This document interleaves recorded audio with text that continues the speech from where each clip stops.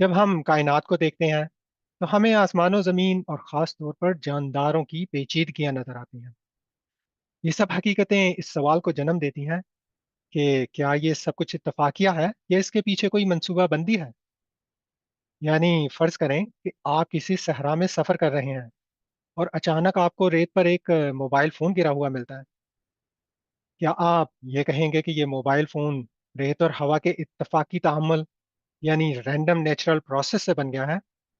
नहीं ना, बल्कि आप फितरी तौर पर यही मानेंगे कि ये किसी ज़हीन मखलूक ने बनाया होगा, जिसने इसके डिज़ाइन, फ़आलियत और मकसद को मद्देनज़र रखते हुए इसे तख्लीक किया। तो फिर इतनी बड़ी कायनात, जो मोबाइल फ़ोन से कहीं ज़्यादा पेचीदा और मुनज़्ज़म भी हो, क्या इसका कोई भी खालिक नहीं? यही वो बुनियादी सवाल है जो नज़रिया तख्लीक की निशानदेही करता है। डिज़ाइन आर्ग्यूमेंट की इसी दलील को ऐसे पेश किया जाता है कि तमाम मुनज़्ज़म और पेचीदा अशिया एक ज़हीन तख्लीक़कार की मोहताज होती हैं। कायनात एक इंतहाई मुनज़्ज़म और पेचीदा निज़ाम है, तो कायनात का भी एक ज़हीन तख्लीक़कार होना ज़रूरी है। मंतक के इन्हीं असूलों के मुताबिक अगर घड़ी, मोबाइल फ़ोन और कंप्यूटर जैसे मुनज़्ज़म निज़ाम बगैर डिज़ाइनर के नहीं बन सकते, और अगर कायनात का डिज़ाइन इनसे सबसे ज़्यादा पेचीदा है, तो फिर कायनात के लिए भी एक आला तरीन डिज़ाइनर यानी खुदा का होना लाजिम है। इसी दलील को कुछ लोग हरारियाती सरगर्मियों के दूसरे कानून यानी सेकंड लॉ ऑफ थर्मोडायनामिक्स की ज़बान में इस तरह बयान करते हैं। यानी इस कानून के मुताबिक कायनात का हर वाक़या कायनात की बेतरतीबी में इज़ाफ़ा कर रहा है। इस बेतरतीबी को साइंस की ज़बान में एंट्रोपी कहते हैं। मसलन चाय का एक कप गिरने के बाद टूटकर बिखर तो सकता है, मगर दोबारा जुड़ नहीं सकता। तो फिर इस कदर मुनज़्ज़म कायनात का वजूद में आ जाना कैसे मुमकिन हुआ? यकीनन कोई खुदा ही ऐसा कर सकता है। ये दलील बहुत मजबूत है, लेकिन इसके खिलाफ एतराज़ात भी इंतहाई काबिल गौर हैं। मसलन ये कायनात जो अब हमें इस कदर पेचीदा नज़र आती है, इसकी वजह 13 बिलियन साल का कुदरती इर्तिका है, ना कि पलक झपकने में कुन फ़काना तख्लीक का नतीजा। यानी ऐसा नहीं हो सकता कि सूरज, चाँद, सितारे, ज़मीन और सब जानदार एक सेकंड में बन गए हों। कुदरती चुनाव यानी नेचुरल सिलेक्शन के ज़रिए जानदार लाखों और करोड़ों साल में आहिस्ता-आहिस्ता तरक्की करते हैं। चुनांचे सब डिज़ाइन कुदरती अवामिल और कवानीन का नतीजा है। और जहाँ तक हरारियात के दूसरे कानून का ताल्लुक है, तो जिस तरह कप टूटकर हर बार मुख्तलिफ सूरतों में बिखरता है, कायनात को भी अगर बार-बार बिग बैंग के ज़रिए धमाकों से बिखेरा जाए, तो हर बार इसके अज्जा मुख्तलिफ तरतीब में बिखरेंगे। और अगर अनगिनत बिग बैंग्स किए जाएँ, तो लाज़िम है कि एक कायनात ऐसी हालत में भी वजूद पज़ीर हो जाएगी, जिसमें हम ज़िंदा हैं।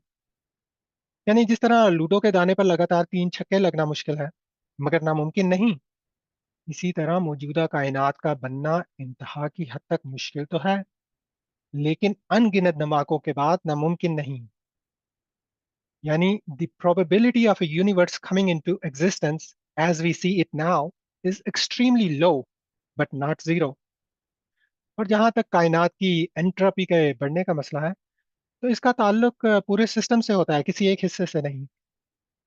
हो सकता है कि कायनात के एक कोने में एंट्रोपी कम हुई हो, लेकिन पूरी कायनात की ओवरऑल एंट्रोपी में इजाफा ही हो रहा है।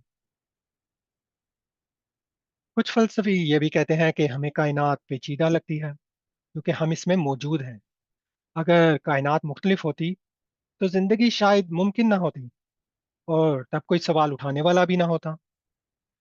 13 बिलियन साल में इंसान की चंद हज़ार साला ज़िंदगी से पहले ना तो यह सवाल था और ना ही कोई सवाल उठाने वाला। एक एतराज़ ये भी है कि अगर खुदा इस कायनात का डिज़ाइनर है, तो वो फिर कैसा परफेक्ट डिज़ाइनर है, जिसकी तख्लीक में आफ़ात, बीमारियाँ, जेनेटिक डिफेक्ट्स और अनगिनत मुश्किलात और परेशानियाँ हैं। ये सब एतराज़ात डिज़ाइन की दलील को कमज़ोर बना देते हैं। चुनाचे खुदा के होने की एक दलील कायनात के डिज़ाइन की बजाय इसकी इब्तिदा से दी जाती है। यानी कायनात कैसे वजूद में आई, क्या ये हमेशा से थी या इसे किसी ने बनाया है? ये वो सवालात थे और हैं जो सदियों से इंसान को बेचैन किए हुए हैं। इन्हीं सवालों के जवाब के लिए हम इल्लत ऊला की हुज्जत की तरफ रुजू करते हैं, जिसे अंग्रेजी में द फर्स्ट काज या द अल्टीमेट काज आर्ग्यूमेंट भी कहते हैं। इल्लत को इंग्लिश में काज यानी वजह कहते हैं और इससे पैदा होने वाले नतीजे को मालूल यानी इफेक्ट कहते हैं। और इस हुज्जत को ऐसे पेश किया जाता है।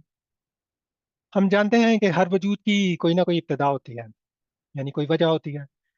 तो कायनात की इब्तदा बिग बैंग से हुई, लिहाजा कायनात के आगाज की भी कोई वजह होनी चाहिए। तो बस वही खुदा है।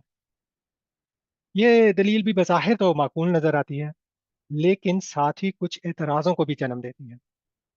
मसलन कुछ लोग ये कहते हैं कि कायनात की इल्लत लाजिम नहीं। हो सकता है कि कायनात की इब्तदा एक ब्रूट फैक्ट हो, यानी ये एक ऐसी हकीकत हो जिसे मजीद वजाहत की ज़रूरत ही नहीं। दूसरी तरफ कुछ लोग ये भी कहते हैं कि खुदा की अगर कोई इब्तदा नहीं और वो हमेशा से है, तो फिर मादे और तवानाइयों के अब्दी होने में क्या हर्ज है। यानी हो सकता है कि कायनात भी हमेशा से बनती और सिकुड़ती चली आ रही हो, यानी बिग बैंग बार बार हो रहा हो और हर बार नई दुनिया पैदा कर रहा हो। दूसरी तरफ क्वांटम फील्ड्स थ्योरी के मुताबिक कुछ लोगों का यह कहना है कि मादे के अब्दी होने या ना होने की बहस अब जरूरी नहीं। बुनियादी ज़रात यानी फंडामेंटल पार्टिकल्स अज खुद अदम से वजूद में आते हैं और मुनहदिम हो जाते हैं। क्वांटम फील्ड्स को समझने के लिए आप इसको मकनातीस के मैदान की तरह का एक फील्ड तस्वर कर सकते हैं। जिस तरह मैग्नेटिक फील्ड में आयरन फाइलिंग्स खास लाइंस में तरतीब पा जाती हैं, क्वांटम फील्ड्स के इर्तआश यानी एक्साइटेशन से पार्टिकल्स जन्म लेते हैं। लेकिन फ़र्क यह है कि क्वांटम फील्ड्स को बुनियादी एहसास यानी फंडामेंटल एंटिटीज माना जाता है। चुनाचे कुछ मुल्हिदीन की तरफ से कहा जाता है कि कायनात की तख्लीक के लिए क्वांटम फील्ड्स के होते हुए खुदा की ज़रूरत नहीं। लेकिन ऐसा कहना साइंसी तोजी नहीं, क्योंकि ज़ीरो के कॉन्सेप्ट की तरह क्वांटम फील्ड्स भी एक मैथमेटिकल कंस्ट्रक्ट है जो मुशाहिदे में आने वाले ज़र्रात की तशरीह तो बयान करते हैं, लेकिन ये बताने की सलाहियत नहीं रखते कि ये फील्ड्स क्यों हैं और इनकी खसूसियात कहाँ से आईं। इन बातों के अलावा मुल्हिदीन एक एतराज़ ये भी जड़ देते हैं कि वजह का क्या मतलब होता है। वजूहात तो कायनात के अंदर पाई जाती हैं, जिनका ताल्लुक वक्त और जगह से होता है। कायनात से बाहर वजह का तस्वुर बेमैनी है, यानी गैर मादी हस्ती को इस दलील से साबित नहीं किया जा सकता। तो अब सवाल ये पैदा होता है कि अब तक के दिए गए दलाइल क्या खुदा के वजूद को साबित करते हैं या इन पर बड़े बड़े एतराज़ात इन दलाइल को कमज़ोर कर देते हैं। खुदा पर यकीन कामिल के लिए ये सवाल तो हर इंसान को खुद सोचना और समझना होगा।